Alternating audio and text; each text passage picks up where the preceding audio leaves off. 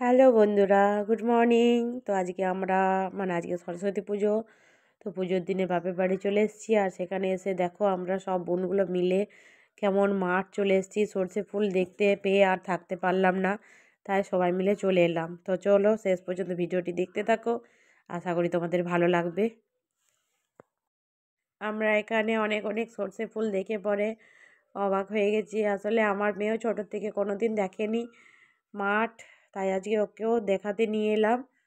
তো চলো দেখতে থাকো, আর অবশ্যই কমেন্টে জানাবে ভিডিওটি কেমন লাগলো। এই সরষা খেতে ভিডিও বানাতে এসে এত মৌমাছি, ভয়ে আমরা পালিয়ে যাচ্ছি বাবা বাড়ি। কি দরকার মৌমাছির কামড় খাওয়া। এই যে সবাইকার অবস্থা কি ভয়ে।